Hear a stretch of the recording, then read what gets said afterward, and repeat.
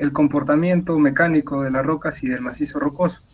Entre otras palabras, lo que va a estudiar es la reacción del macizo rocoso y de la roca intacta ante los cambios de esfuerzos en su medio físico. ¿Y quién es el padre de la mecánica de rocas? Nada más y nada menos que el fundador de la Sociedad Internacional de Mecánica de Rocas, ISRM, ¿no? Leopold Müller, que lo fundó en 1962 y fue presidente. Entonces, quisiera, bueno, comentarles esto porque siempre es bueno la bibliografía, conocer un poco de la bibliografía y pues sobre todo recordar la sustancia en sí de esta disciplina, ¿no? Porque la mecánica de rocas es una disciplina de la geotecnia, así como la mecánica de suelos. Sin nada más preámbulos, pues aquí yo les presento los conceptos que se conocen o que son más comunes en el área o en este caso en el curso de mecánica de rocas, pues muchos hemos escuchado del macizo rocoso, ¿no? ¿Y qué es el macizo rocoso? Pues, ¿cuáles son los componentes del macizo rocoso? Es la roca intacta, como lo muestran aquí en este testigo, o también llamado de espécimen, y también las discontinuidades, ¿no? Discontinuidades geológicas. Por lo general, las discontinuidades, discontinuidades planares, ¿no? Esos son los dos componentes principales, pero hay un tercer componente que va a definir el estudio, el análisis para un proyecto de ingeniería, que es el factor escala. Muchas veces este factor escala nosotros no podemos identificarlo, o no tenemos la capacidad de poder identificarlo, por así decirlo, ¿no? Y es ahí donde podemos tener problemas. Aquí, además de esta imagen, les quiero mostrar los dos grupos de materiales, o los tipos de materiales en el cual, bueno, nos representan o tenemos una de ellas es para un material chile y un material diane. El material chile, bueno, sus componentes o claro, sus componentes es continuo, o sus siglas, homogéneo, isotrópico, lineal y elástico.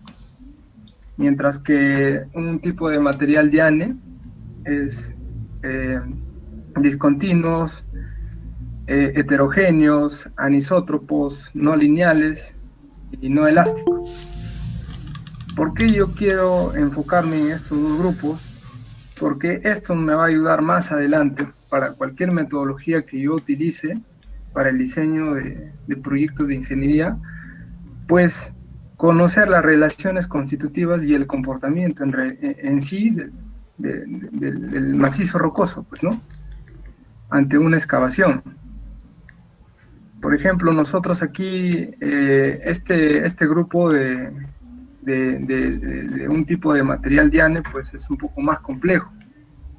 Las dificultades de representar y simular los mecanismos de falla del macizo rocoso son mayores, o sea, hay más dificultad para poderlos, en este caso, estimar con precisión, mientras que un material continuo no. Ahora, los tipos de materiales continuos por lo general son los suelos, ¿ya? Porque son materiales muchas veces, son homogéneos, tienen un comportamiento isotrópico. Más adelante, ya en la siguiente lámina, le voy a mostrar pues las definiciones de cada uno de estos componentes. Y pues, para este tipo de material, generalmente nosotros los utilizamos para hacer las simulaciones, para la estimación de soportes y refuerzos con métodos numéricos. Es muy útil. Ya les voy a explicar más adelante por qué. ¿Por qué es muy importante el factor de escala según el proyecto? Como les expliqué en la anterior lámina, es para determinar el tipo de material en el cual nosotros vamos a hacer el análisis o la corrida, como ustedes lo quieran llamar. Aquí, por ejemplo, en este en esta excavación, para esta escala de 3 metros, 2 metros 50 aproximadamente, nosotros podríamos llamarlo como un material discontinuo. ¿Por qué? Porque generalmente un material discontinuo es un material dividido. ¿Dividido por qué? Por los componentes de discontinuidades geológicas, ¿no? Del macizo rocoso. Y que es prácticamente notorio, ¿no? Notorio la división de estas estructuras en esa excavación. E inclusivemente, ¿por qué se llama discontinuo? Inclusivemente es porque desde diminutas fracturas en los granos cristalinos hasta, por así decirlo, fallas que tienen gran persistencia. ¿Ya? Y por ejemplo, acá en este segundo círculo, aquí nosotros podemos mostrar, por ejemplo, un talud, ¿no? Que a nivel de overall, podríamos tratarlo o hacer el análisis como un material continuo. Pero si nosotros hacemos a una escala de banco, podríamos, perdón, tratarlo como un material discontinuo. A una escala ya de prácticamente global, por así decirlo, generalmente nosotros podemos discriminar lo que son las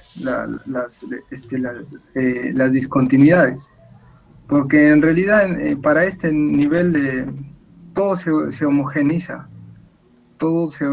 entonces podemos tratarle como ese material continuo.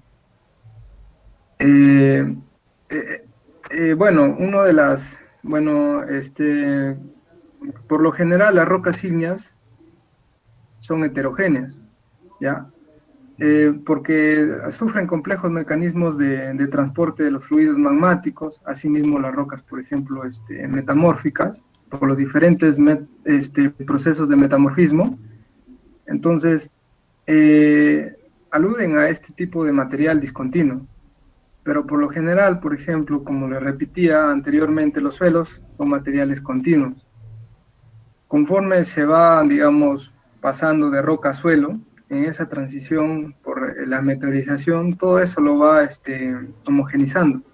Entonces hace que las propiedades de ese material cambien, a diferencia de la roca in situ. Y aquí están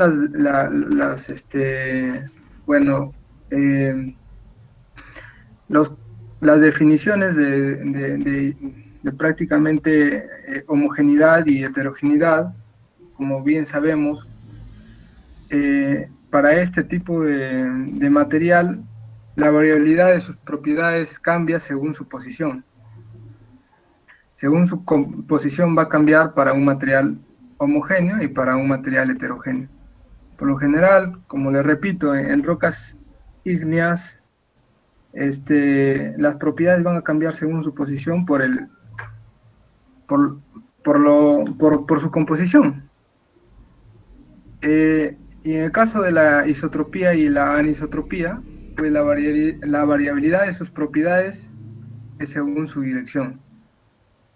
Aquí la variabilidad, ¿a qué me refiero con la variabilidad de sus propiedades? Pues sus propiedades mecánicas, de resistencia y sus propiedades de deformabilidad. Y acá ustedes mismos tienen, por ejemplo, un gráfico que va, este gráfico lo que me muestra en sí es, por ejemplo, cómo es el comportamiento de falla de ese espécimen según su orientación. Y ahí alude las propiedades de isotropía y anisotropía. Si se dan cuenta, por ejemplo, para estos ángulos en el cual tú le sometes cargas, pues se van a fallar. Pero si tú le cambias de dirección, podría mantenerse estable. Entonces es muy importante, como le repito, conocer y identificar el tipo de material con el cual nosotros vamos a analizar en campo. Bueno, en la siguiente lámina, lo que estoy mostrando aquí es ya un comportamiento que pueda tener el material, que podría ser elástico o también podría ser plástico. Cuando es elástico, por lo general, las interpretaciones de la estabilidad en un análisis de simulación secuencial resulta un análisis más complejo, perdón, más complejo. Y en el caso del plástico, la no admisión de los esfuerzos en elementos que alcanzan su resistencia pico hace que la fracción de esfuerzos se distribuyan en la periferia de los elementos fallados. ¿Esto qué quiere decir? Que, por ejemplo, en los materiales plásticos ya no van a admitir esfuerzos cuando la resistencia de ese material llega a su pico, mientras que en un elemento elástico sí. Obviamente que en este material es más, por así decir, más representativo para materiales heterogéneos, y esto para materiales homogéneos. Pero esto se utiliza generalmente, o sea, este tipo de, de propiedad se utiliza para calcular los soportes. Porque aquí, o sea, una vez que el material admite su esfuerzo, sigue admitiendo esfuerzo, a pesar que ya su resistencia pico ha llegado a su, a su magnitud mayor, ¿no? No sé si me dejo entender, pero esto de acá me gustaría que lo analicen. Aquí, una vez que ya no admite esfuerzos, por así decirlo, ya en los contornos nosotros vamos a tener mayor desfavorabilidad, por así decirlo. Aquí, si se dan cuenta, el esfuerzo principal sigma 1 es prácticamente insignificativo, ¿no? Y que nosotros lo podríamos inclusivemente notar como si fuese un desconfinamiento total alrededor de esas excavaciones. Y eso puede ocurrir, en el caso de acá no. Aquí lo que vamos a notar generalmente es la representatividad en sí de los esfuerzos mayores o los esfuerzos de comprensión alrededor de la excavación. Entonces, para dimensionar y determinar los tipos de soportes, este material es muy bueno. Perdón, este tipo de propiedad que le podríamos dar en nuestras corridas es muy bueno. Esto de acá para ver en sí si es estable o no es estable. Generalmente se utiliza para el dimensionamiento de tajos con análisis numérico. En la siguiente lámina, bueno, no sé si les he dejado dudas, pero ya más adelante me imagino que van a hacer las consultas. Es muy importante caracterizar el macizo rocoso. Y para caracterizar el macizo rocoso, nosotros hacemos, bueno, una caracterización a la roca intacta mediante los ensayos que les he mencionado, puede ser de laboratorio y de campo, y también una caracterización de las discontinuidades. En la caracterización de las discontinuidades es muy importante nosotros hacer un mapeo estructural, o sea, poder identificar lo que son discontinuidades menores y discontinuidades mayores. Las discontinuidades mayores pueden ser los plegamientos, las fallas, pues, y en caso de las discontinuidades menores, pues las familias de diaclases, ¿no? de juntas. Y también es importante tener información de los logueos geomecánicos que podríamos hacer con los testigos, ¿no? O con los taladros orientados, como también lo llaman.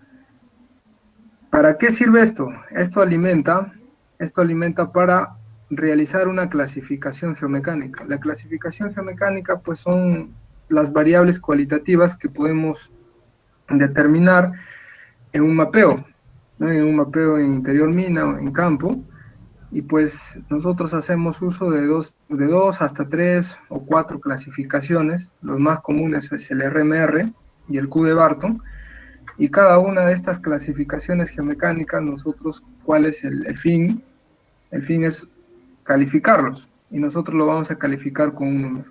Entonces, para Nosotros, para poder hacer los diseños, nosotros debemos utilizar números, o sea, debemos hacer cálculos, utilizar matemática. Entonces, de variables cualitativas, podemos transformarlo a variables cuantitativas. Entonces, con esta metodología para la clasificación, ¿no? El RMR y el Q de Barton tienen estos parámetros, y en el caso del RMR no discrimina el tema de los estados tensionales. Eso quiere decir que el RMR para un nivel y para una estación geomecánica va a ser va a ser igual para el nivel inferior o el nivel superior. Va a ser el mismo. O sea, ¿por qué? Porque va a discriminar los estados tensionales, no considera los estados tensionales. Mediante que el Q de Barton sí, este parámetro de estados tensionales sí lo va a considerar, pero no va a considerar la orientación de las juntas. ¿Ok? Entonces esas son estas restricciones que les quise mostrar para que ustedes tengan en cuenta para su clasificación que puedan realizar en campo. Entonces, una vez ya determinado la calificación, nosotros podemos ya hacer los diseños de ingeniería. Esta imagen quiero resaltar que, bueno, la fuente es del ingeniero Cristian Obregón, que es un especialista geotécnico y relator, que es muy bueno, recomendado para que puedan ustedes también participar en sus charlas, ¿no? Bien, en esta lámina es importante comprender el detalle del proceso de caracterización de macizo rocoso con fines de clasificación, dimensionamiento, análisis y diseño, y un modelamiento de excavaciones pueden ser superficiales o subterráneas. Y aquí, bueno, en la siguiente lámina, ya como para finalizar los fundamentos de mecánica rocas, les estoy mostrando prácticamente un plano, pero este plano en realidad es un dominio geomecánico, me pregunto. Bueno, aquí simplemente yo estoy representando dos modelos. Estoy representando un modelo estructural, porque lo que estoy mostrando prácticamente es las fallas que están de color azul, las fallas que se presentan en el subnivel. Este es de un tajo. Este mismo tajo le voy a presentar al final cuando nosotros hayamos hecho el dimensionamiento, pero esta es la información que va a alimentar para nuestra metodología, ¿no? de diseño. Entonces, este mapeo estructural, acá también están las familias de discontinuidades que se puedan presentar, y el otro es el otro modelo es el modelo de macizo rocoso. ¿A qué me refiero con modelo de macizo rocoso? El modelo de macizo rocoso generalmente es el modelo de RMR o el modelo de tipo de roca. Entonces, aquí nosotros vamos a colorear, digamos, la parte que pertenece a la calidad de roca según el código de colores o según la cartilla geomecánica que la compañía o la unidad minera pues lo estipula, ¿no? En este caso nosotros aquí contamos con tres tipos de rocas: tipo de roca tipo 3A, que es de color verde; tipo 3B, que es de color amarillo; y tipo 4A, que es de color naranja. Entonces, generalmente acá en este plano estoy presentando dos modelos, un modelo estructural y un modelo de macizo rocoso, que es representativo por el tipo de roca, ¿no? ¿Y qué es lo que necesita para que sea un dominio o un modelo geomecánico? Entonces, ¿qué es lo que necesita? Pues son más modelos. Y eso es, por ejemplo, uno de ellos puede ser el modelo hidrogeológico. En los modelos hidrogeológicos, o sea, los parámetros que nos importan a nosotros es el caudal hidráulico y el nivel freático. Esto es muy importante cuando nosotros estamos profundizándonos en la mina. Otro modelo importante es el modelo geológico. Y el modelo geológico comprende el modelo litológico, modelo mineralógico, el modelo de alteraciones, y también aporta con la medición de los esfuerzos in situ. Y si esta área va a apoyar con la medición de los esfuerzos in situ, pues es muy, muy favorable, ¿no? Para cuando más adelante hagas tus diseños de ingeniería. Bueno, el modelo estructural que ya les mencioné, y la condición de esfuerzos. El tema de la condición de esfuerzos tiene que ver con los esfuerzos inducidos que se forman con la excavación, ¿no? Bien, el siguiente, todavía faltaba una lámina más de fundamentos de mecánica rocas, pero aquí lo que les quiero representar más que nada es los criterios de falla.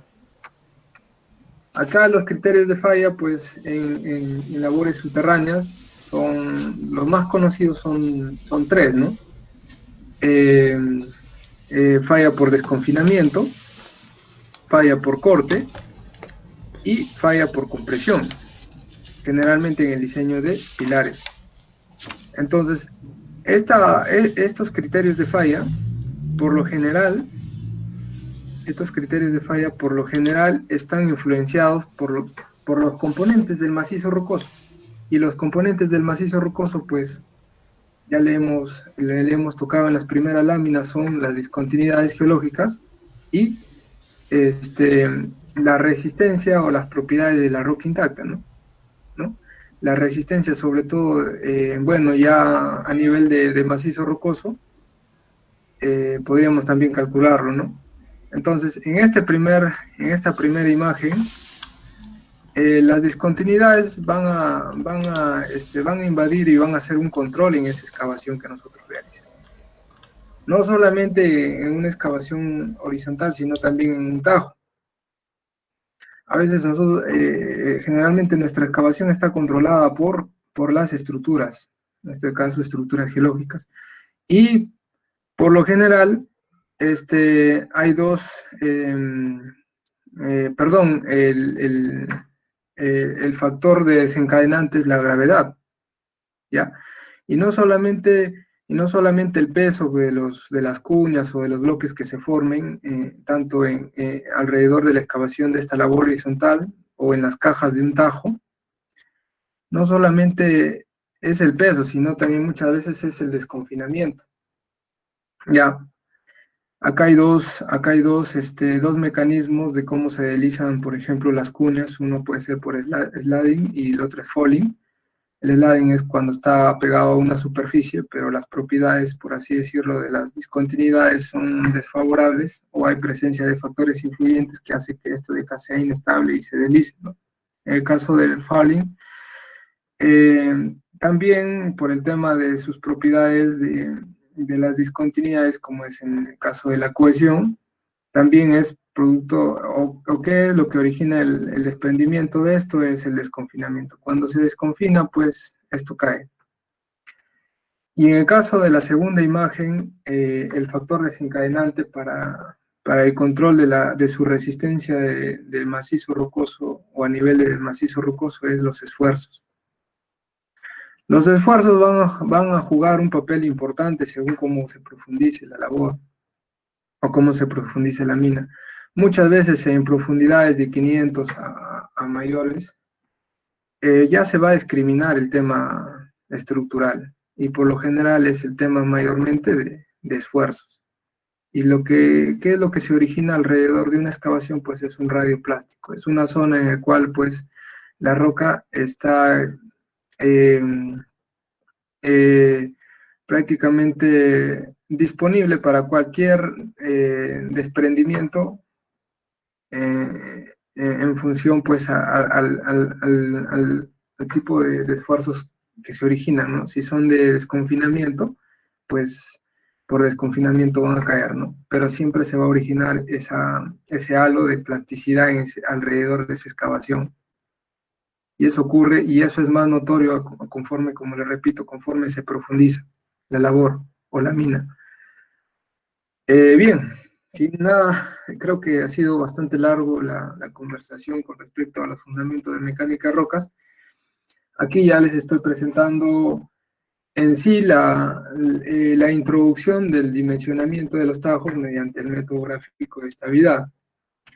Bien, esta metodología está desarrollada a partir de datos reales, porque se alimentan de lo que son ensayos, ¿no? Y de 350 casos históricos particulares en el minado de tajeos con grandes dimensiones, generalmente canadienses.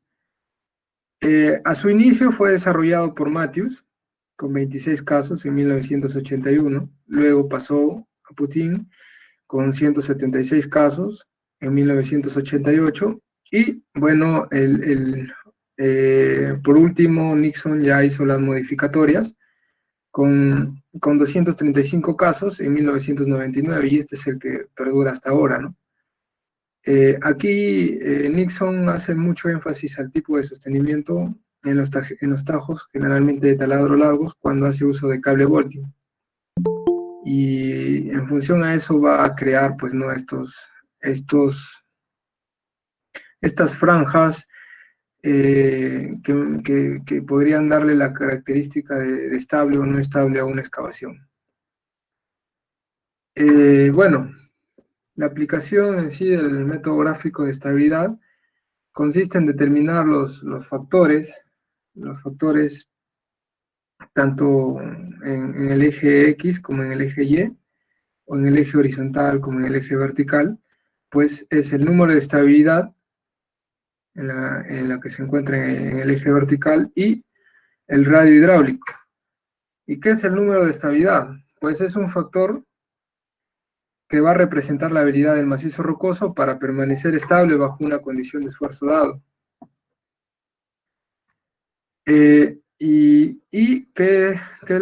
¿Cuál es la definición del factor S o radio hidráulico? Pues es un factor de forma relacionado a la geometría donde se toma en cuenta el tamaño y la forma del tajeo o de la superficie analizada.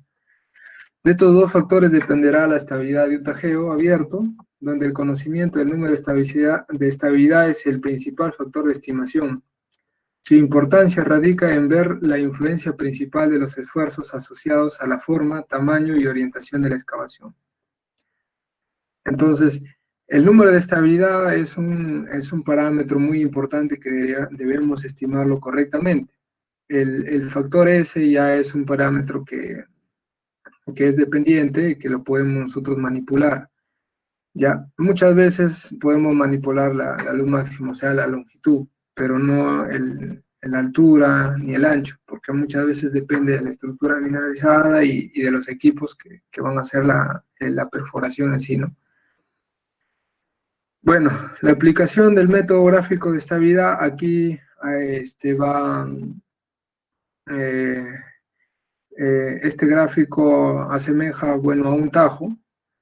Aquí tenemos las paredes colgantes, tanto de la caja piso como la caja techo. En realidad es vertical, pero más o menos imaginemos que esta es la caja piso y esta es la caja techo. Tenemos la pared del fondo y el techo, ¿no? Por lo general en los tajos nosotros vamos a evaluar la estabilidad de esta superficie, la caja piso, la caja techo la caja techo y también la corona o el techo, ¿no? El plano que está, el plano superior, ¿no? Bien, aquí nosotros bueno, los componentes del número de estabilidad, es la multiplicación del índice de calidad, bueno, tunelera, que es el Q de Barton, modificado, multiplicado por un factor A, multiplicado por un factor B y multiplicado por un factor C, ¿ya? Acá están las definiciones también para cada uno de los factores. El factor A es un factor que ajusta con respecto a los esfuerzos presentes en ese medio. El factor B ajusta con respecto a la orientación de las juntas y la orientación de la superficie analizada o ser analizada, ¿no? Y el factor C es el factor de ajuste gravitacional, es la inclinación que tiene el tajo. Pues el cálculo del Q de Barton modificado, pues va a discriminar lo que son los esfuerzos va a discriminar los esfuerzos y también la presencia de agua, ¿ya? Y va a considerar, sí, los demás parámetros, ¿no? Que se utilizan para hacer la calificación de calidad de la roca, ¿no? Bueno, aquí, bueno, tenemos más conceptos con respecto al número de estabilidad. Bueno, esta estimación es un tema crítico y su estimación está direccionado a encontrar un adecuado valor del factor A, al mismo que está relacionado con la condición de esfuerzos in situ. O sea, el factor A va a relacionar o los ábacos que se utilizan relaciona los esfuerzos in situ con los esfuerzos inducidos, ¿ya? En el caso del factor de ajuste por orientación de las juntas, dicho parámetro está controlado por el sistema de discontinuidades asociados a las caras analizadas, a las familias, ¿no? Generalmente en los tajos las familias son paralelas a la orientación del minado y se le podrían llamar falsas cajas, ¿no? Su estimación obedece al claro conocimiento de los sistemas principales que presenta el sitio de evaluación. Respecto al factor gravitacional C, este también es un parámetro fácil de obtener, puesto que su valor está condicionado como le repetí anteriormente, con la inclinación del tajo. Ahora, el factor de ajuste A. Este factor de ajuste A va a tomar en cuenta, o tome en cuenta los efectos de cambio de esfuerzos que experimenta la roca en la superficie del tajeo. Se determina a partir del cociente de la resistencia a la compresión uniaxial de la roca intacta entre el esfuerzo inducido máximo de la cara analizada. Entre otras palabras, el sigma 1, que es el esfuerzo principal mayor. Entonces, ese cociente te va a ayudar a determinar un factor A, ¿no? El cociente entre la resistencia a la compresión uniaxial de la roca intacta y el esfuerzo, en este caso, el esfuerzo inducido máximo. La estimación del esfuerzo inducido se puede hacer a partir de gráficos. ¿Cómo nosotros podemos determinar los esfuerzos inducidos? Son mediante ábacos o mediante modelos numéricos en 2D o en 3D. El valor de A varía de 0 a 1, perdón, de 0.1 a 1. Quiere decir que el valor o la magnitud más desfavorable es 0.0, 0.1, ¿no? Y más favorable es 1. Bueno, el factor de ajuste acá, como anteriormente menciona, podemos sacarlo del análisis numérico, ¿no? Aquí, por ejemplo, nosotros podemos calcular el sigma 1. Si se dan cuenta acá en sigma 1, por ejemplo, cuando tenemos esfuerzos horizontales in situ mayores, perdón, los esfuerzos in situ son mayores en horizontal que vertical, pues por lo general sigma son de magnitudes bastante reducidas, pero en la corona sí se concentra, porque acaba de haber un efecto de compresión, ¿ya? Acá los esfuerzos se van a distribuir pues de forma tangencial alrededor de toda la excavación, ¿no? Y bueno, pues aquí nosotros podemos alimentar para también poder determinar el factor de ajuste A, ¿no? O también de los ábacos que les voy a mostrar en la siguiente lámina. Pero sin nada más sin más, ya para mostrarles en los ábacos, también que quise mostrar este ábaco muy importante para la estimación del K, ¿no? Del K, o también llamado eh, el K de Shorey, o repartición de esfuerzos in situ, ¿no? En sí, la K es la división entre el esfuerzo horizontal y el esfuerzo vertical, ¿ya? Y esto es uno de los ábacos más recientes, porque se ha desarrollado en el 2010, y pues esas líneas te van a ayudar bastante, y se asemejan mucho a las condiciones que tú puedes notar en la mina. Para profundidades menores, los esfuerzos horizontales son mayores, conforme se va profundizando, los esfuerzos verticales ya son mayores. Es decir, el K va disminuyendo conforme va conforme se va profundizando la mina, ¿no? O en la profundidad en la cual yo quiero hacer la medición de esos esfuerzos in situ. Pero esta isolínea y este K medio te va a ayudar a calcular prácticamente una constante o una K de repartición de esfuerzos con un 70, perdón, con un 90 a un 95% de precisión. ¿Ya? Pero otras metodologías para calcular pues, la medición de los esfuerzos in situ y la orientación, ¿no? Como son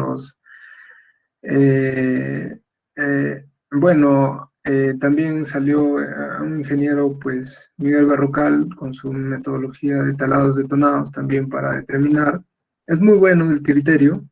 Sí he visto también en mina y he utilizado, y sí son muy buenos, pero hay otras metodologías que son un poco más caros, ¿no? Como el overcoring, que también te ayuda a determinar la magnitud de esos esfuerzos in situ, ¿no? Porque generalmente son taladros que se perforan y son taladros de gran longitud que inclusivemente llegan a estar en la roca que no está alterada, pues, ¿no? En cambio, estos taladros detonados por Miguel Berrocal, por el ingeniero Miguel Berrocal, pues son en longitudes menores, pero es muy buen el criterio, ayuda mucho a hacer un mapa de K, perdón, hacer un mapa de constante K en toda tu mina, ¿no? En todos los niveles. Es muy importante hacer los cálculos. Como le repito, esta constante no es absoluta, es relativa, va cambiando en función a los niveles y en función también a la presencia de fallas. Por lo general, cuando hay fallas inversas, cuando son fallas inversas, por lo general los esfuerzos horizontales son mayores. Cuando hay fallas normales, los esfuerzos verticales son mayores.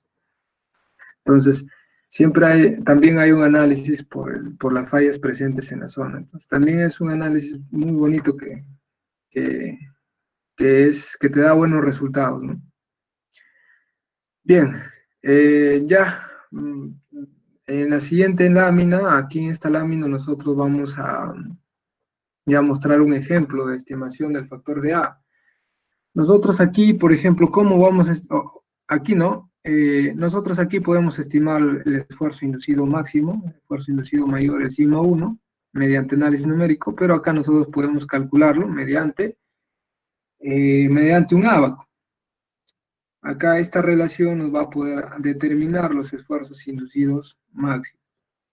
A ver, vamos a leer el contenido del ejercicio y a determinar el valor de A en el techo, acá en el techo y en la pared de fondo.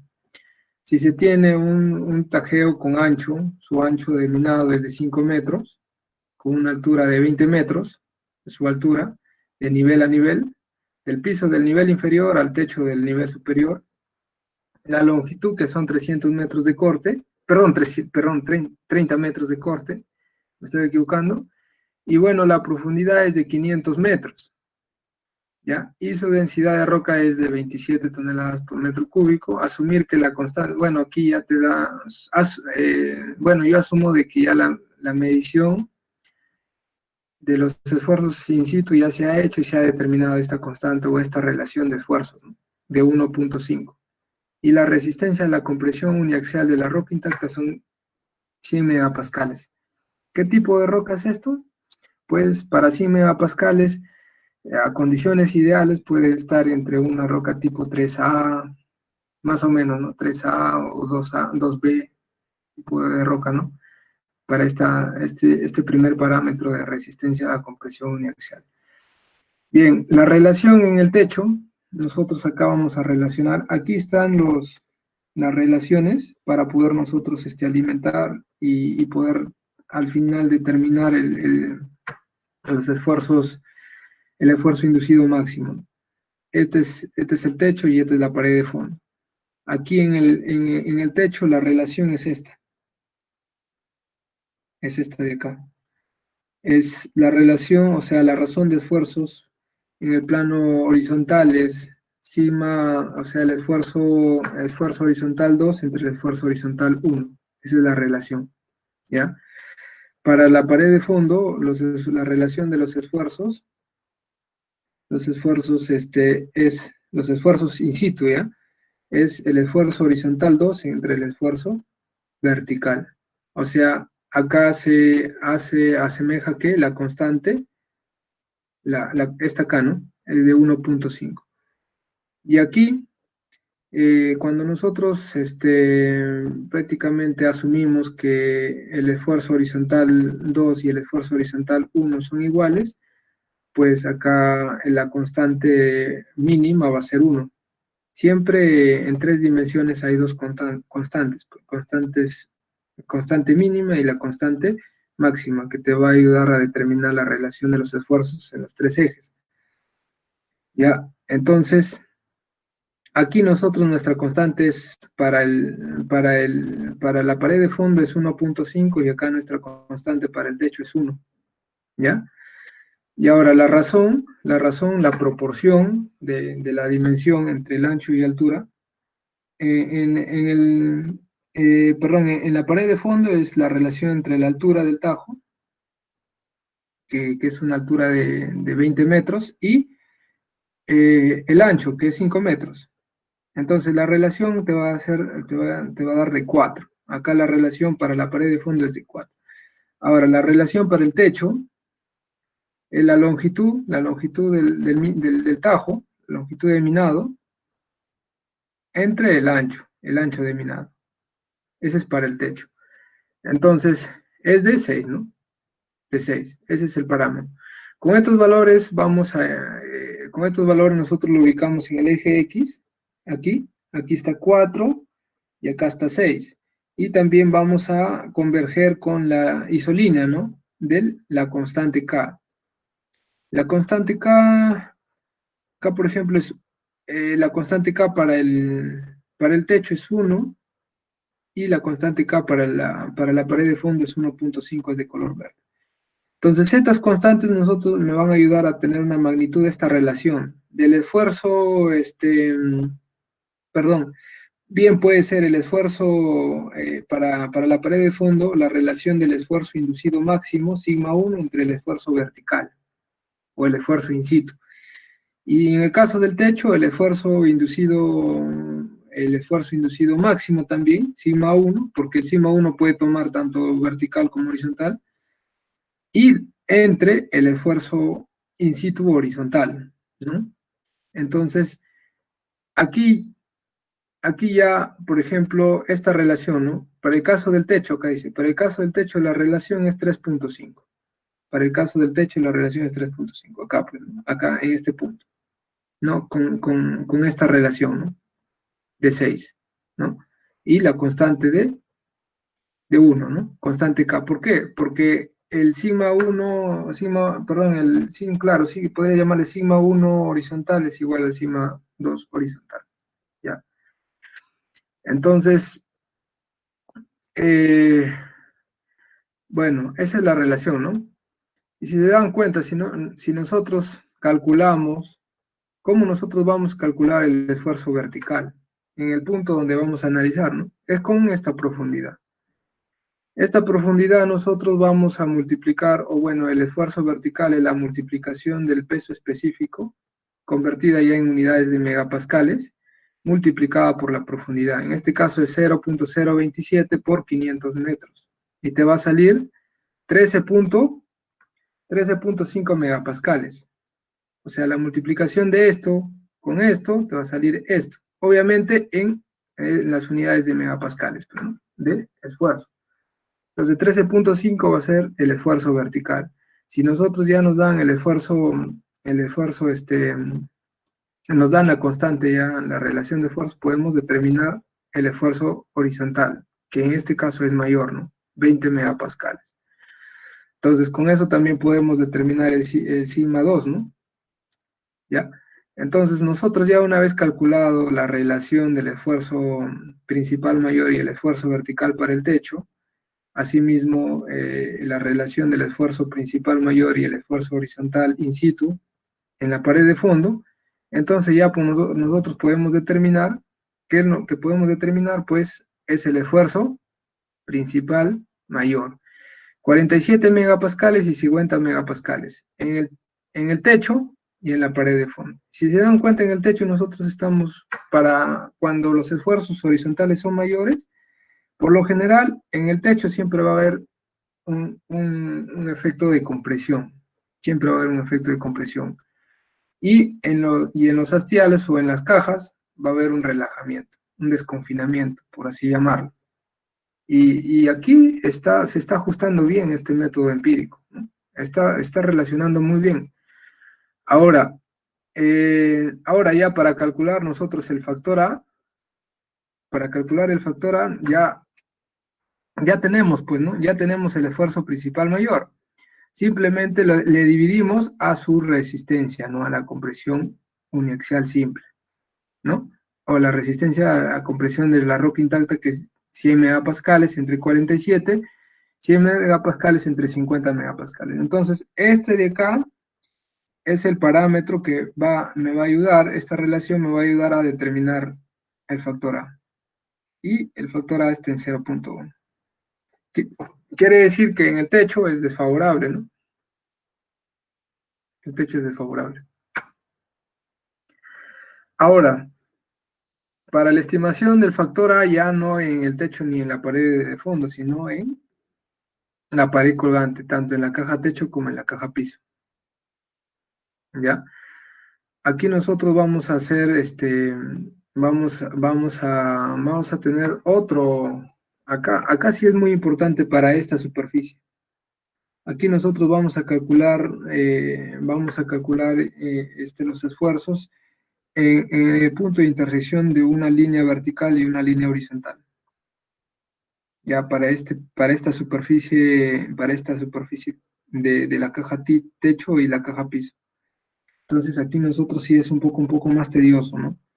Pero ya, a ver, la dimensión, ¿no? Tenemos el ancho de 5 metros, nuevamente la altura de 20 metros, la longitud de 30 metros, de aquí a acá, ¿no? La profundidad de 500 metros para poder determinar el esfuerzo vertical. Ya sabemos calcular, es muy simple, el peso específico por la profundidad, ¿no? El esfuerzo vertical.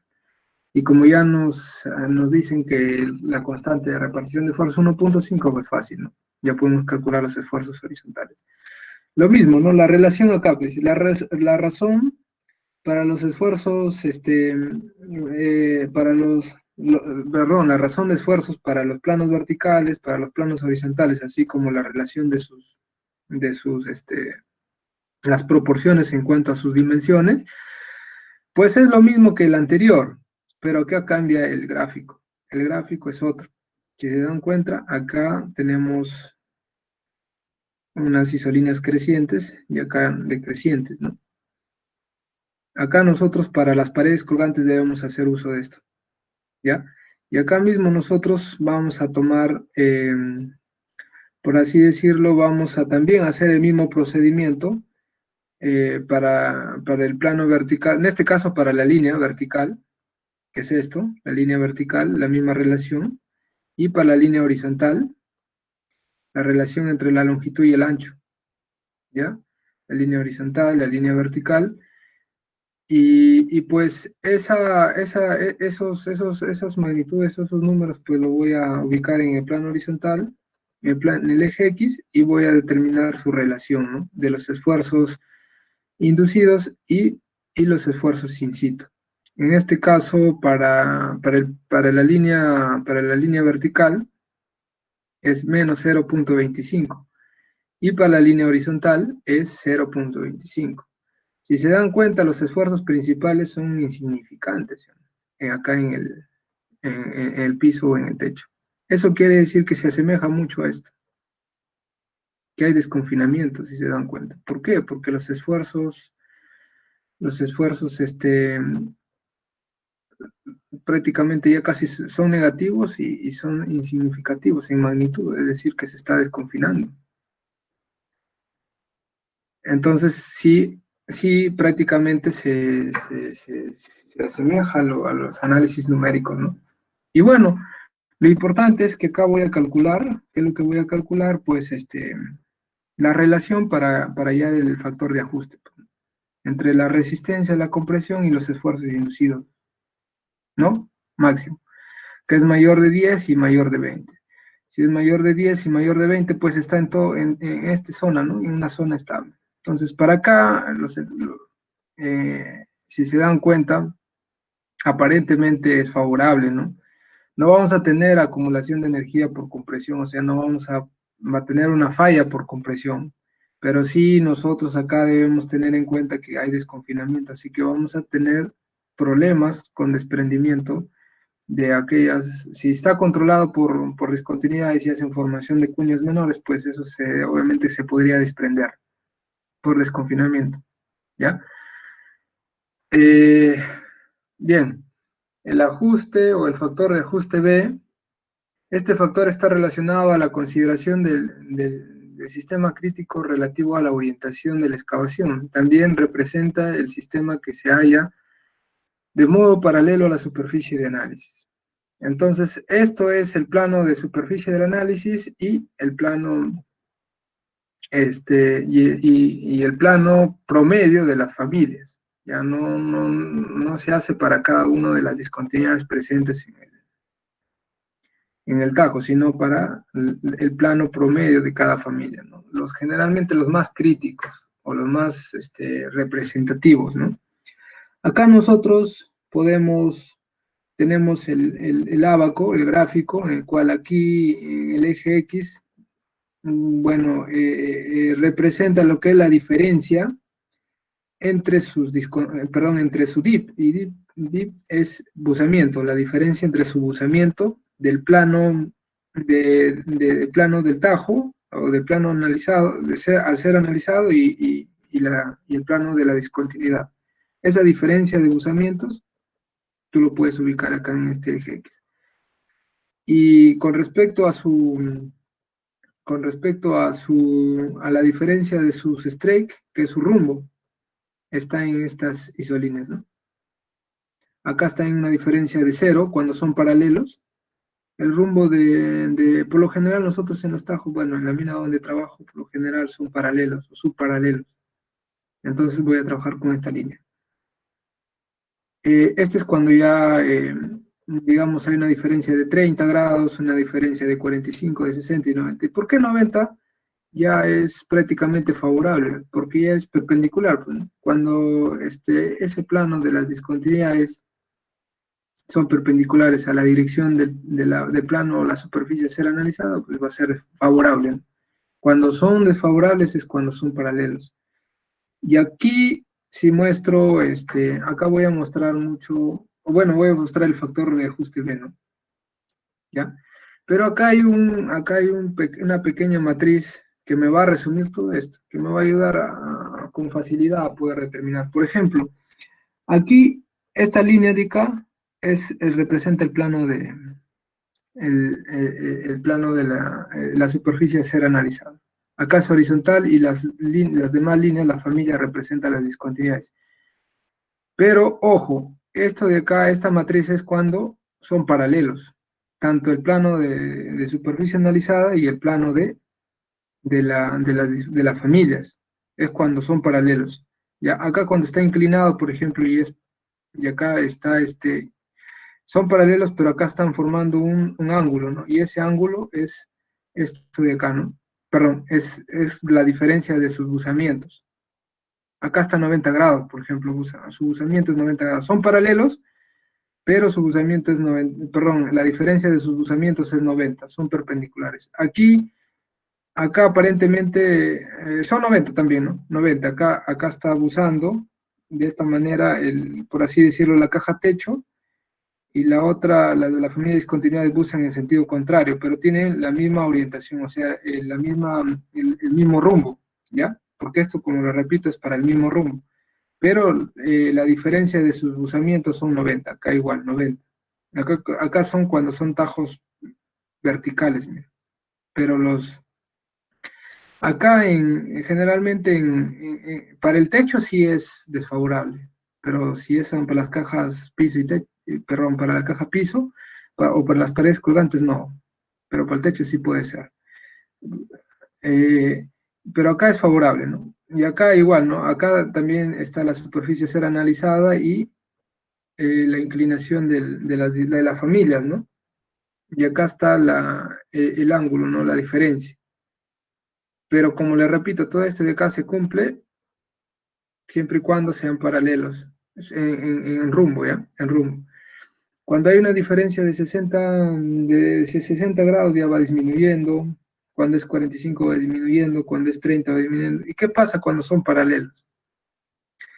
Cuando son paralelos, tanto la discontinuidad como la pared a ser analizada, pues es el parámetro o el factor de ajuste B es desfavorable. Obviamente que acá están las falsas cajas, por ejemplo. Acá hay falsas cajas. Acá hay falsas cajas cuando el tajo es vertical, cuando ya es echado, pero también hay falsas cajas. Acá también, ¿no? Entonces, acá es desfavorable. El factor de ajuste C sí ya es un parámetro más rápido, mucho más sencillo para poderlo calcular porque es con relación a su inclinación en sí de la superficie del tajo. En este caso, acá está el tajo, ¿no? Acá hay un tajo vertical y acá hay un tajo inclinado, ¿no? El buzamiento es este de esta pared, caja techo y caja piso, ¿no? Y acá está el techo, la corona, ¿no? Del tajo. Entonces acá hay una relación también. Ya acá hay una relación para poder determinar ese factor C. Y esto de acá es el buzamiento, pues. ¿Ya? Si se dan cuenta, mientras más verticales sean, pues es más favorable, ¿no? Mientras más inclinados sean, más desfavorable por el peso, por la gravedad, ¿no? Y también por el desconfinamiento, si ocurre acá, por ejemplo, los esfuerzos principales son insignificantes, quiere decir que los esfuerzos sigma 3 o los esfuerzos menores acá van a gobernar, ¿no? De esta parte de acá. Entonces esto probablemente se desprenda, se deslice, ¿no? Haya sobre reexcavación si no se controla. Cuando los terrenos pues son de mala calidad y hay desconfinamiento, pues inclusivemente cuando hay una falla con arrastre en los contactos entre la estructura mineralizada y la caja piso, pues muchas veces esto se jala, ¿no? Cuando son inclinados. Cuando son verticales, también, ¿no? También, pero inclinados y cuando hay presencia de factores influyentes, pues es más difícil de controlarlos.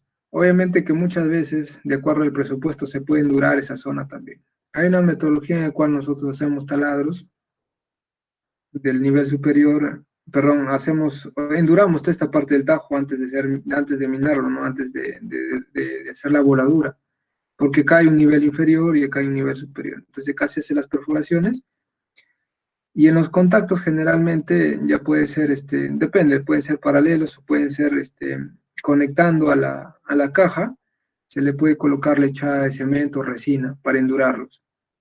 ¿Y con qué fin? Es para evitar que sea más estable la caja piso o la caja techo, para evitar que esto de acá diluya mucho el mineral. Y si nosotros hacemos una voladura controlada, pues vamos a perfilar y sacar un buen corte, por así decirlo. ¿Ya? Bien, y este es el gráfico, ¿no? En realidad este es de Matthews, pero bueno, este es el gráfico en el cual nosotros vamos a ubicar, pues, ¿no? Los parámetros que hemos calculado. ¿Ya? Entonces, por ejemplo, para estas dimensiones, para el radio hidráulico para el techo, pues es 2.14 y el radio hidráulico para la pared es 6. ¿Ya? Eh, bueno, es el área entre el perímetro, es el radio hidráulico. Ya el área entre el perímetro. El radio hidráulico es el área de la superficie a ser analizada entre el perímetro de esa superficie a ser analizada. Así se va a poder calcular el radio hidráulico. Y como le repito, nosotros esto de acá lo podemos manipular. Nosotros esto de acá, por ejemplo, en el caso de la longitud, nosotros podemos ponerlo cada 15 metros, los tajos, y colocar pilares, ¿no? Y ya les voy a explicar en la siguiente lámina la importancia de colocar pilares, tiene sus importancias, ¿no? Entonces esto puede cambiar. Como le repito, esto puede cambiar. Muchas veces el ancho depende mucho de los equipos, de la estructura mineralizada y la altura igual, los equipos de perforación. Entonces, eh, se ha calculado, ¿no? Para el techo este radio hidráulico y para la pared este radio hidráulico, ¿no? Entonces, el número de estabilidad que resulta con el valor de 5, el valor de ese saldría 4.2. Región estable, con dicho valor se puede realizar una longitud infinita de tajeos. En las cajas, si n resulta con el valor de 5, acá nosotros estamos, bueno, jugando, ¿no? Jugando con el número de estabilidad. Pero como les repito, nosotros no podemos predecir, generalmente nosotros partimos por el radio hidráulico y por algunos parámetros de la fórmula del número de estabilidad. Ya, pero nosotros ahí podemos, prácticamente, de acuerdo al criterio que le tomes en campo para el diseño de tus tajos, puedes determinar si es estable o no es estable. Si te da en una zona estable de caving, que es de hundimiento, pues tienes que modificar algún parámetro, ¿ya? Y como le repito, si quieres aumentarle la resistencia, pues puedes hacer ese artificio que les he comentado anteriormente, ¿ya? O inclusivemente si hay altos esfuerzos, puedes hacer labores tanto debajo o encima que te ayuden a reacomodar los esfuerzos y poderte darte condiciones. No olviden que todas las excavaciones, los esfuerzos presentes no son absolutos, son relativos. Conforme se profundizan, cambian. Conforme hay labores cercanas, cambian. Generalmente, cuando hay tajos, primero haces la preparación, pueden ser estables, pero cuando hay tajos, pueden ser inestables. Depende a la orientación, porque si se hace, por lo general todo el laboreo se hace en caja piso. ¿Por qué? Porque haces un efecto sombra de los tajos que puedas realizar en la estructura mineralizada. Entonces es muy importante saber esos conceptos porque el rol de los esfuerzos es muy, muy importante para la estabilidad de las labores. Y, y bueno, pues no uno de los problemas que se vienen dando en estos tiempos, pues no unos altos esfuerzos, los estallidos de rocas en la profundidad. Bueno, aquí, por ejemplo, yo también quisiera mostrarle, este es el gráfico en el cual yo trabajo. Ya aquí, bueno, está el radio hidráulico, el número de estabilidad, acá está la zona crítica con hundimiento, esta es una zona crítica, una zona de inestabilidad alta y una zona de inestabilidad media y una zona estable. Acá puedes colocarle una zona de transición con sostenimiento. Depende del tipo de sostenimiento. Si se ubica acá y tienes, o sea, tienes el presupuesto y haces el estudio de soporte, podrías sostenerlo, ¿no? Nosotros generalmente no sostenemos nuestro tajo por ser, o sea, anchos menores, ¿no? Vetas angostas. Y por la altura de los tajos es controlable simplemente con relleno, obviamente a un determinado tiempo. Para eso hay un plan, ¿no? Eh, bien, este tabla es el que manejo, pues para hallar el número de estabilidad. Aquí yo determino, bueno, el radio hidráulico para las superficies que voy a analizar. Por lo general es el techo, por lo general es el techo y las paredes, ¿no? Yacentes y colgantes. La pared colgante y la yacente es la caja piso, ¿no? Entonces, es muy importante determinar el radio hidráulico y su calidad, ¿no? Por ejemplo, acá en la calidad, en las paredes colgantes, la calidad es menor. ¿Por qué? Porque aquí, como hay contacto litológico, hay fallas o planos de falla, por lo tanto la calidad disminuye. En cambio aquí, en el techo la estructura mineralizada puede ser más de mayor calidad, ¿no? Por eso ya es 4.2, ¿no? Entonces acá está el parámetro A, el parámetro B, el parámetro C, el número de estabilidad. Este es un parámetro que se determina con la profundidad. y esto te va a determinar las probabilidades de falla en esa superficie. Por ejemplo, en el techo, según el análisis, tenemos una probabilidad de 97% estable y 3% inestable, o sea que podría fallar, ¿no? Un 3%. Y la dilución es 4%. La dilución en las cajas, ¿por qué la dilución es mayor en las cajas? Porque hay desconfinamiento. Entonces una dilución aumenta. ¿Entienden? Entonces este ábaco también me gustaría que lo analicen. Es acá el parámetro P y la probabilidad, ¿no? Este parámetro, como le repito, sale de esto y esto sale de la profundidad. Este relaciona la profundidad y este relaciona el número de estabilidad, las probabilidades, con relación a esto, al número de estabilidad. Bien, acá yo hice un análisis bueno, para mis tajos, con una altura de 16 metros, con un radio hidráulico para la caja techo de 4, más o menos con una longitud de 31.4, la longitud del tajo, o sea, esto de acá,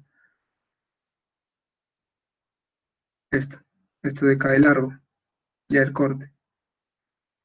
Pero ¿para qué tipo de roca? Para una roca 3A. Para una roca 3B puede ser 19.6. Y para una roca tipo 4A, 14.5. Muchas veces esta metodología, las restricciones también es que se debería utilizar según la teoría, para rocas de regular a bueno, o sea, desde 3 a 1, ¿no? Pero siempre hay excepciones y sí cumplen. Y bueno, siempre, obviamente, con los criterios presentes, ¿no? Bien, obviamente acá el radio hidráulico disminuye por el largo, pues, ¿no? Acá simplemente he hecho la simulación, los cálculos para la caja techo. Y eso es lo que al final resulta en el diseño, pues, ¿no? Por ejemplo, acá son los paneles, este es en vista transversal. El minado obviamente va a ser en retirada, pero por ejemplo, aquí, ¿no? Acá les quiero mostrar, por ejemplo, este es el plano vista en planta y el mapeo por RMR o por tipo de roca. Por ejemplo, esta zona de acá hay una zona en la caja, por ejemplo, esta es la caja piso. ¿Por qué? Porque si se dan cuenta, las fallas de los contactos están hacia acá, ¿no? Está en este sentido. En el sentido, a ver, eh,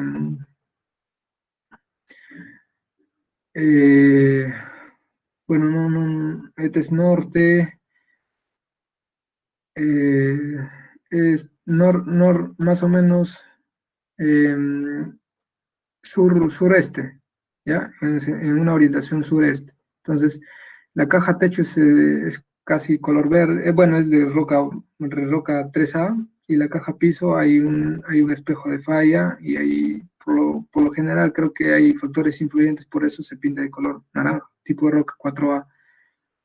Entonces, esta zona de acá, aquí, por ejemplo, para las longitudes, según el método gráfico de estabilidad, la luz máxima tiene que ser menor, pues. O sea, la estabilidad para ese tajo es con una longitud de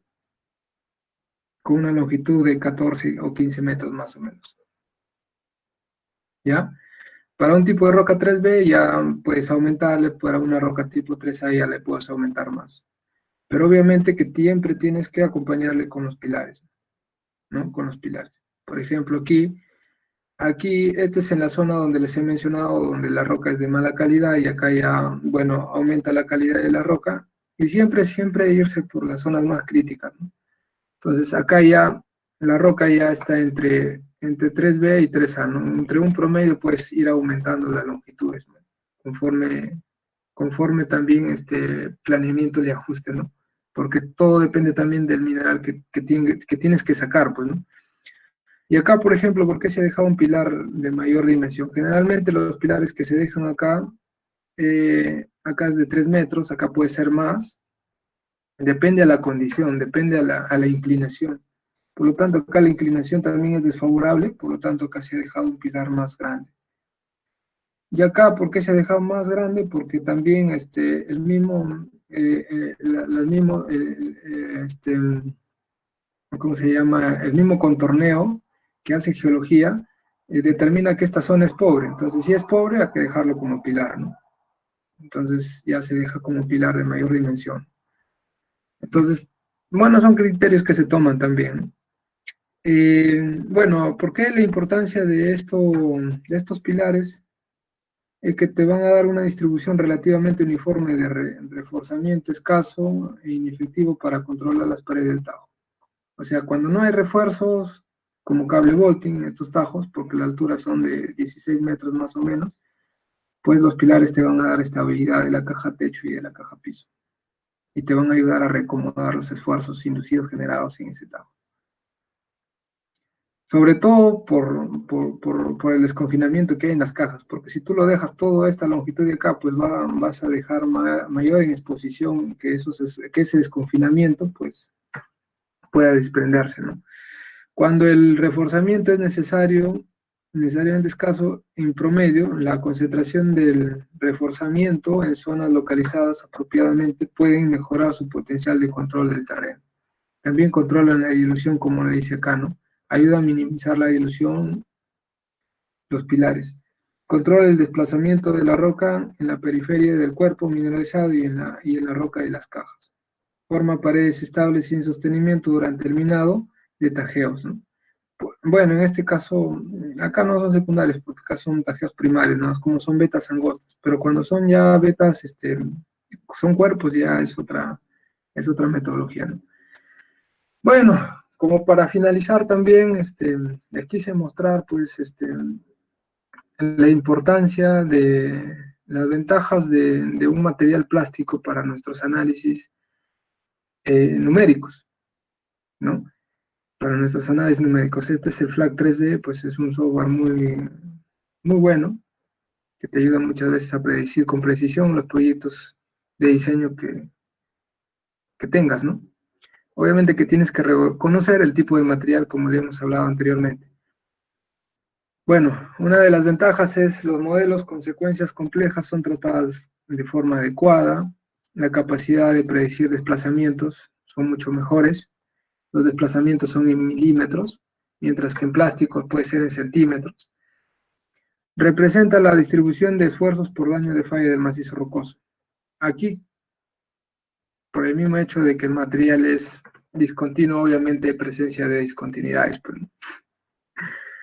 no redundando, ¿no? Características estructurales son modeladas de forma eficiente y el análisis completo. Pues ya siendo 8:30, bueno, ya eso es todo por mi parte. Si hay alguna consulta, me lo podrían decir.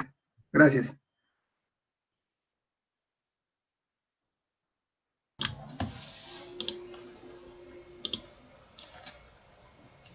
Bien, agradecer al bachiller Emanuel Barreto por la excelente ponencia y vamos a dar unos cuantos minutos a los compañeros para que si hubiera alguna duda puedan comentarlo por el chat y que bueno el bachiller Barreto estará posteriormente absorbiendo cualquier duda. Mientras vamos a compartirles también un link, un formato para que puedan llenar sus datos y alcanzarles la presentación del día de hoy. Ahí se les está mandando el formato para que puedan inscribirse y posteriormente se les hará llegar la presentación y las futuras presentaciones que vamos a tener en el capítulo. Invitarles también, de paso, para el día de mañana vamos a tener un taller a las 8 de la mañana que será dictada también por el bachiller Manuel Barreto y que el tema es sobre el análisis de estabilidad en las excavaciones subterráneas usando el software geomecánico. Entonces, compañeros, si que hubiera alguna duda, hacerlo o escribirlo por el chat, por favor.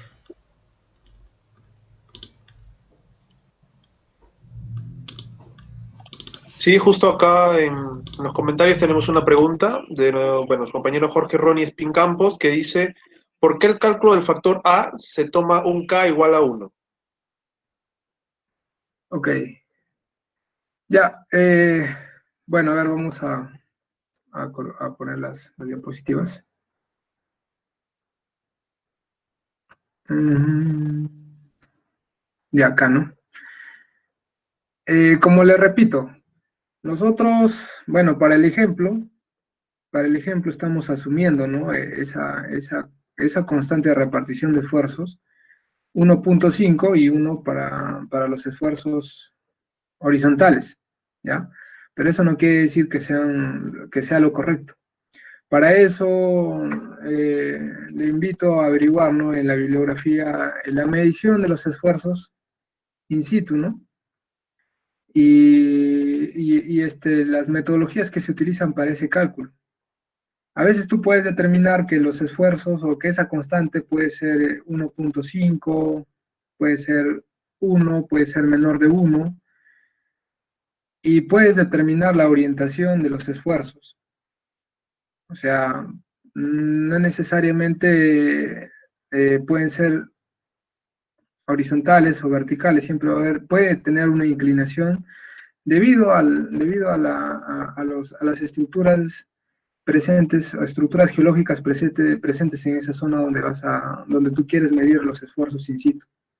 Entonces, no siempre la constante K es 1, pero por lo general, para el modo de ejemplo, se está considerando 1, pero para la repartición de esfuerzos horizontales, pero 1.5 entre el esfuerzo vertical y horizontal, 1.5.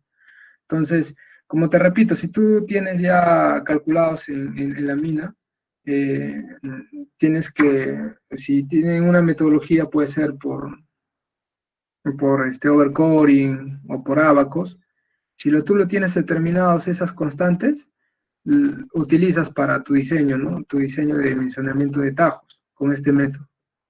Pero como te repito, esa constante K no es, no es absoluta, es relativa, cambia.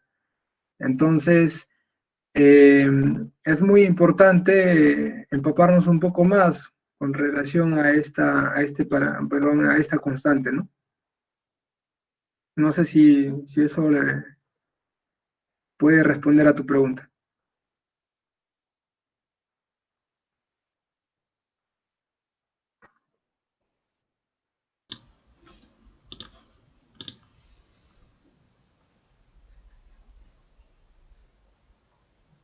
Bien A ver, correcto. otra pregunta. Bien correcto, compañeros. A ver si tuvieran alguna otra pregunta, por favor, escribirlo mediante el chat.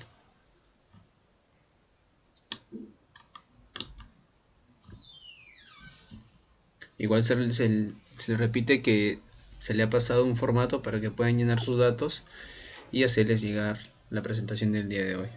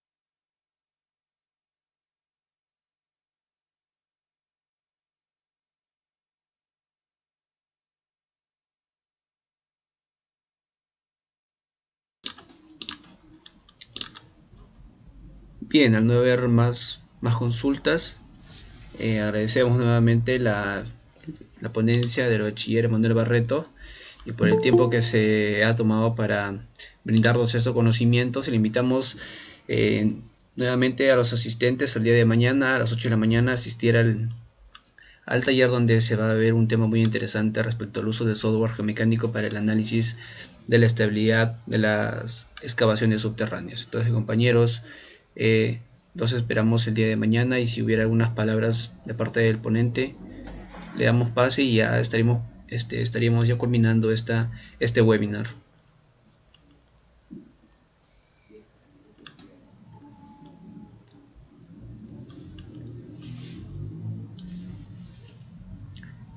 ¿Algunas palabras finales, Barreto?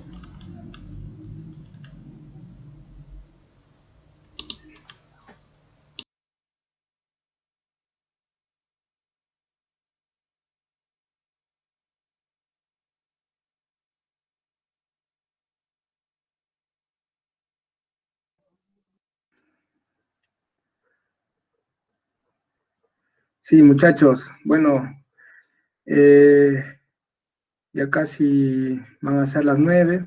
Creo que para eso estuvo programado toda la exposición.